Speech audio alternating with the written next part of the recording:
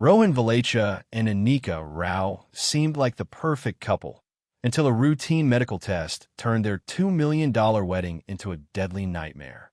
Dr. Rohan Valecha's wedding announcement landed like a thunderclap across elite medical circles and social media feeds alike. He was 42, a renowned heart surgeon with a reputation for precision and success, admired for saving lives and living large. His name was attached to award ceremonies, luxury conferences, and glossy magazine profiles. When images surfaced of a private palace resort booked entirely for his wedding, curiosity turned into obsession. The cost was rumored to exceed $2 million, covering imported flowers, international chefs, and a guest list guarded by private security. The bride, Anika Rao, quickly became the center of attention. She was 30, intelligent, and quietly confident, with a career built through years of steady effort rather than privilege. Her rise from a middle-class upbringing in India to a global stage fascinated people. Many saw the union as a modern fairy tale, a meeting of ambition and opportunity. Media stories framed it as a celebration of culture and success, highlighting traditional rituals blended with high-end luxury. Behind the scenes, everything appeared carefully managed. Background checks were conducted, financial advisors approved asset structures, and legal teams ensured the marriage met international requirements. Nothing alarming surfaced. Rohan's professional history was polished and impressive, while Anika's records were clean and straightforward. Friends and colleagues praised the match as balanced and sensible. The wedding weekend unfolded under perfect conditions. Clear skies, flawless timing, and carefully curated moments filled every frame captured by hired photographers. The event seemed designed to project permanence and trust. Yet beneath the surface of wealth and celebration, small details went unnoticed. A few missing years in Rohan's career timeline were dismissed as overseas work. The assumption was simple. A man so successful could not be hiding anything worth fearing. That belief, Anika Rao entered her new life quietly, without the hunger for attention that surrounded her. She had grown up in a modest apartment in Bengaluru, raised by parents who valued education and routine over ambition for status. Her career in software consulting had taken years of discipline, late nights, and careful choices. She was known among colleagues as reliable and private, someone who avoided shortcuts and trusted systems. When news of her marriage spread, people searched her past for mystery and found none. Relocating after the wedding required paperwork, interviews, and verification. Every document Anika submitted matched cleanly, from academic records to financial disclosures. Immigration officials noted her transparency. Medical examinations, insurance registrations, and legal filings were processed without issue. To outsiders, she represented stability entering Rohan's fast-moving world. The contrast between them was often described as complementary rather than concerning. Life after the ceremony felt unfamiliar to her. The scale of wealth, constant travel planning, and presence of advisors created distance rather than comfort. She tried to adapt by learning schedules, understanding investments, and attending events expected of a surgeon spouse. Despite the luxury, she remained cautious, keeping personal journals and tracking expenses, habits formed long before her marriage. Friends noticed subtle changes. Anika became more observant, asking detailed questions about timelines and decisions. She reviewed shared documents carefully and requested copies of records most spouses ignored. This was not suspicion, but instinct shaped by years of self-reliance. She believed clarity protected people from future harm. What Anika did not realize was how little she truly knew about the man she married. Rohan's world ran on controlled narratives and selective truths. While her past stood open and plain, his remained carefully curated. The imbalance was invisible at. Before the wealth, before the awards, Rohan Valecha's life followed a path that was difficult to trace. His official biography showed an impressive rise through top medical institutions, but a closer look revealed unexplained gaps. There were years where his name appeared briefly in hospital rosters across Southeast Asia, Eastern Europe, and the Middle East, only to disappear again. Contracts ended early, supervisors changed, and records were sealed under confidentiality clauses. To most administrators, these gaps were easily justified as short-term surgical missions or private consulting work. Hospitals valued Rohan for one reason above all else: results. His success rates were exceptional, and complications were rare on paper. When concerns arose about his sudden departures, they were resolved quietly. Legal settlements replaced formal complaints. Non-disclosure agreements ensured silence. Medical boards accepted the explanations provided by influential sponsors who vouched for his talent and importance. No single institution saw the full picture, and no one connected the fragments. During these years, Rohan learned how systems could be managed rather than challenged. He understood which questions triggered audits and which details could be buried under technical language. He cultivated relationships with legal advisors and private insurers, people who specialized in minimizing exposure rather than uncovering truth. His confidence grew alongside his skill, reinforced by the absence of consequences. By the time he settled in Singapore, his past had been carefully compressed into a clean narrative. Public profiles highlighted innovation, humanitarian work, and leadership. Any mention of earlier postings was vague and flattering. To colleagues, he appeared disciplined and reserved, a man focused entirely on his profession. What no one questioned was why a surgeon so gifted moved so often, or why his exits were always sudden. The missing years were treated as ear. The medical tests were scheduled as a formality, part of routine requirements tied to long-term residency permits and high-value insurance policies. Neither Rohan nor Anika treated the process as significant. Blood samples were collected at a private diagnostic center known for discretion and efficiency. The results were expected to confirm what everyone assumed: that two healthy, successful adults were beginning a secure future together. The reports were delivered electronically within days. Anika's results showed no abnormalities, a clean profile that required no follow-up. Rohan's file, however, was flagged internally before it was released. The markers indicated a long-standing HIV infection, not recent exposure.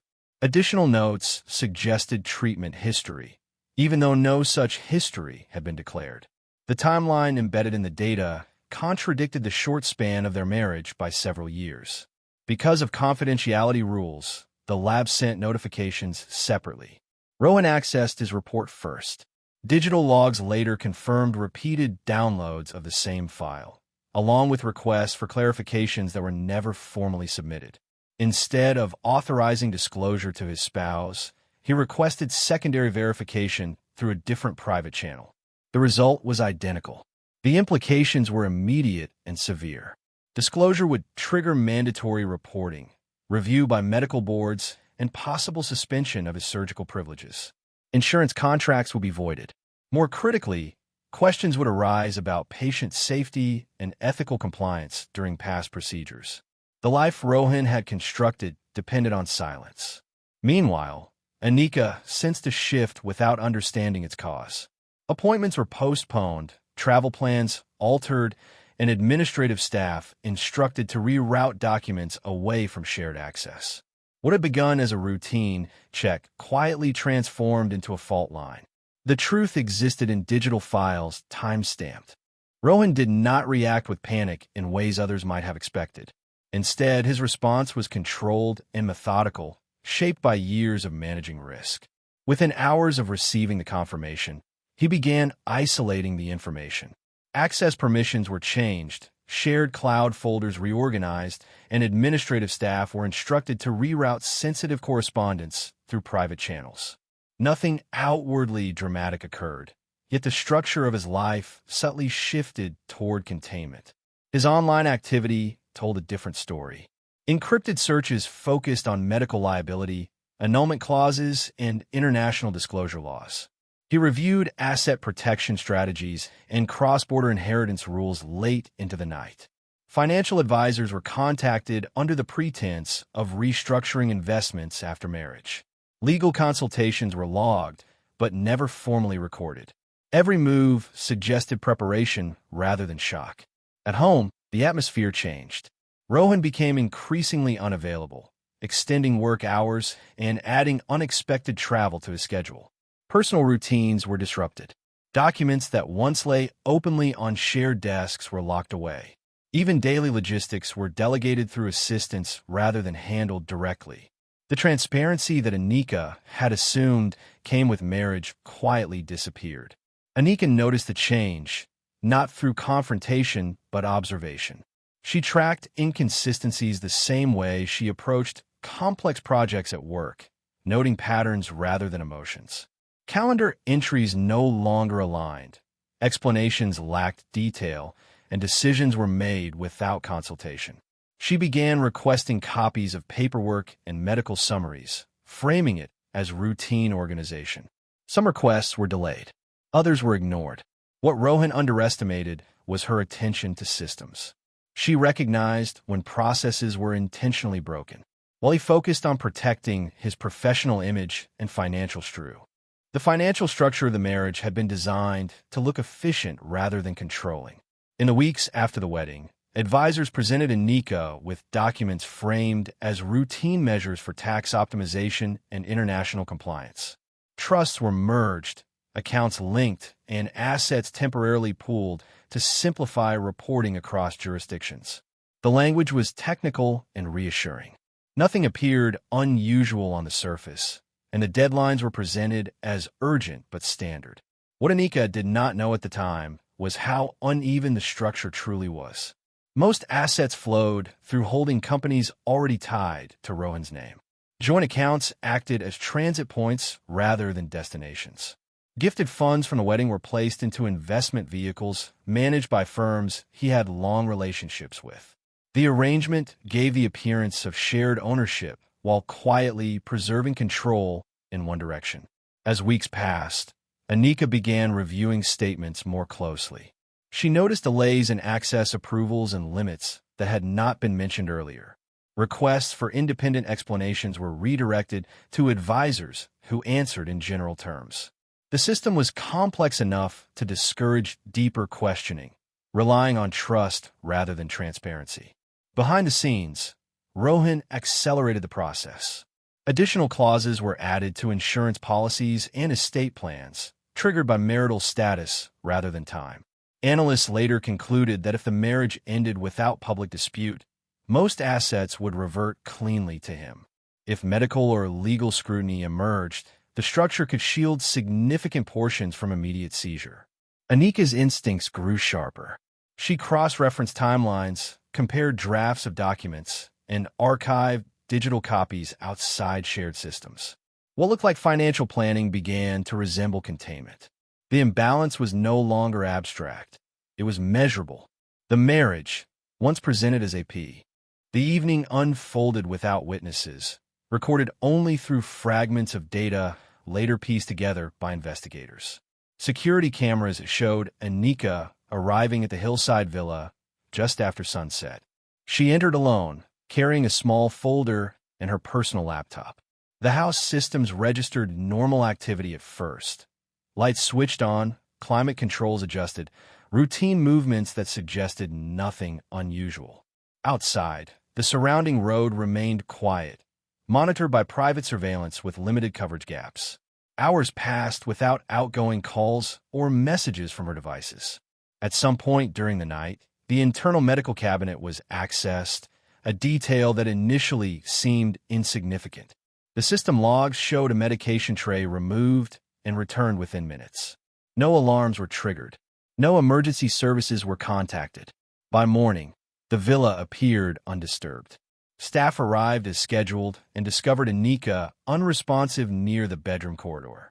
The scene was arranged to resemble an accidental medical collapse, consistent with exhaustion or stress. There were no visible signs of struggle.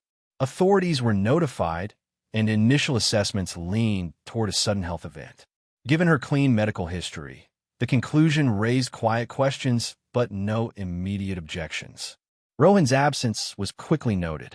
Records indicated he was attending a medical conference overseas, a claim supported by preliminary travel details supplied by his office. The explanation fit neatly into the narrative of an unfortunate tragedy occurring during professional separation. Condolence messages began circulating before formal investigations advanced. What went unnoticed in those early hours were subtle inconsistencies. The timing of system access did not align perfectly with Anika's known routines. The medication involved was not prescribed to her. Environmental data suggested a brief interruption in power that had not been reported. Individually, the initial assumption of an accident began to weaken as digital evidence was reviewed in detail.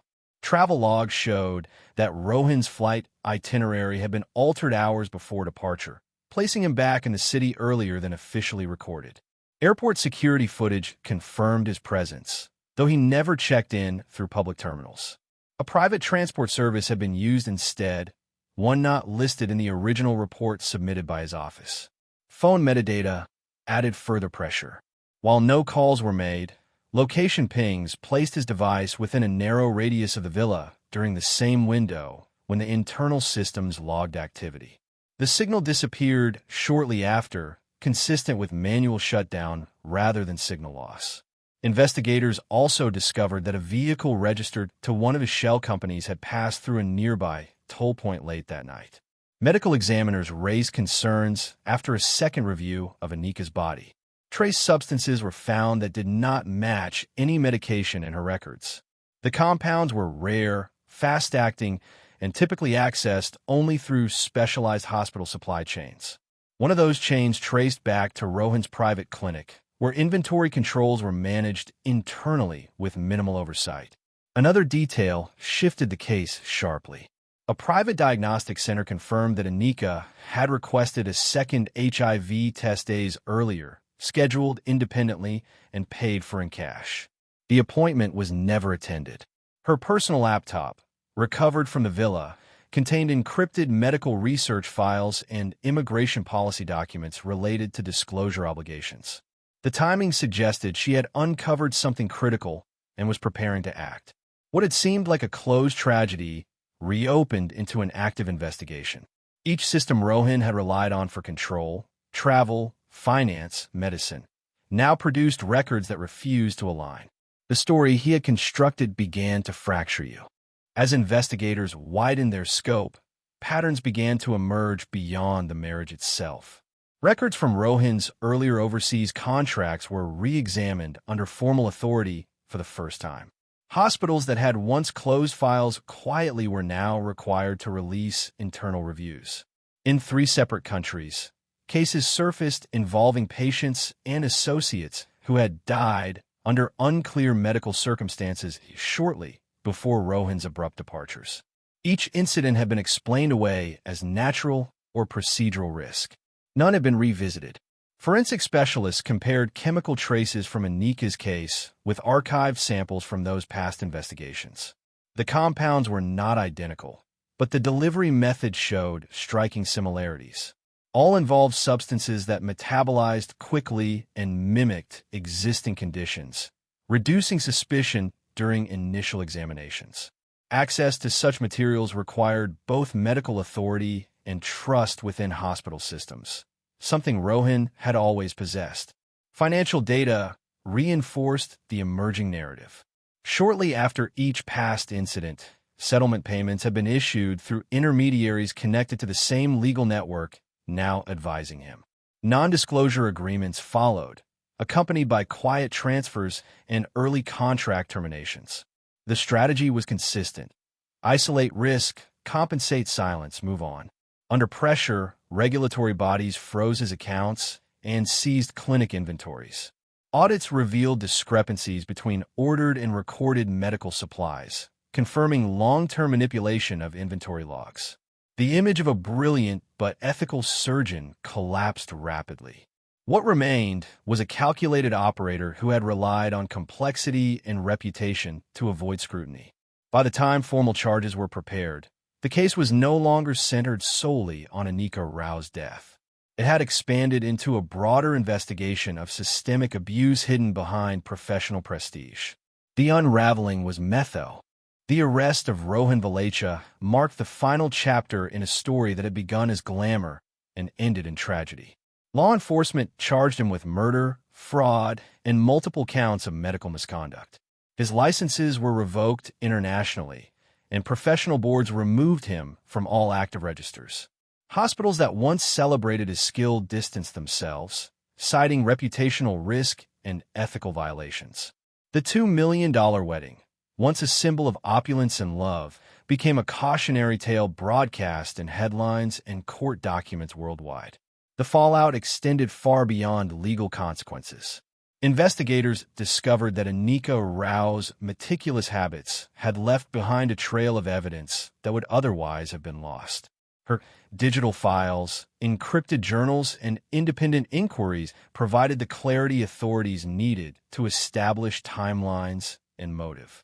The world learned that appearances of perfection, luxury weddings, professional accolades, and curated social media images could conceal danger beneath the surface. Public reaction was intense. Media outlets dissected every aspect of the case, from financial structures to past medical assignments, drawing comparisons with similar cases abroad. Anika's story inspired international discussions on stricter background checks for marriages involving high-value assets and professionals in sensitive positions. Policies around mandatory disclosure of medical history in marriage and immigration contexts were revisited, reflecting lessons learned from her death. Rohan, once untouchable in his profession, faced prison time and civil litigation from families affected by his prior actions. His wealth, carefully shielded through trusts and joint accounts, was partially seized. The life he had constructed, perfectly polished, flawlessly controlled, crumbled under scrutiny. In the end, what remained was a story of caution, a reminder that power and privilege cannot guarantee immunity, and that hidden truths, no